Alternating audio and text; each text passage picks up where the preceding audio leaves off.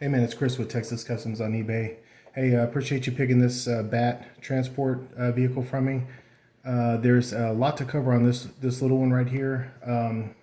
Like I did say in the description, it is one of one. I won't be making another one of these. It was super difficult to take apart and put back together. Having said that, let's go through it a little bit step by step.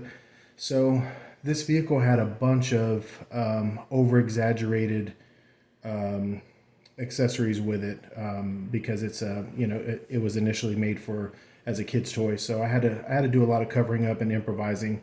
Having said that, this little piece right here is an extra piece that I put over there to cover a hole. This little piece here as well. This little piece here as well, and also this hatch cover here is not functional. I covered that up too.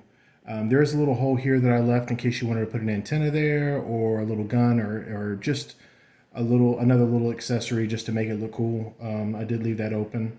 But in the event that any of those little pieces come off, just know you just got to super glue it back on there. They shouldn't. They're really sturdy, but I just want to give you all the information that I can in the event that anything comes off. Oh, also, this little radar dish here was actually in this position where this little gadget is here, but I did move it over.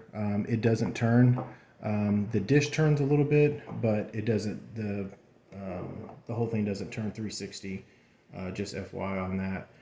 This little piece here doesn't open either. I wouldn't mess with it. There's a little opening underneath it, but there's nothing inside. And then the bat holders themselves are super glued on there on each side. This one's super glued here, and this one's super glued here as well, in case they pop off during transit. But basically, just to put them on, of course, the bats have the peg holders in the back. You just want to put those, match them up, and then just wiggle them side to side while you're pressing back, and then they will hang there in place. And then you can do it on both sides, and they hang as such. Same thing with this side. Just want to stick them on there a little bit. And then they hang in place. So it holds four, two on each side.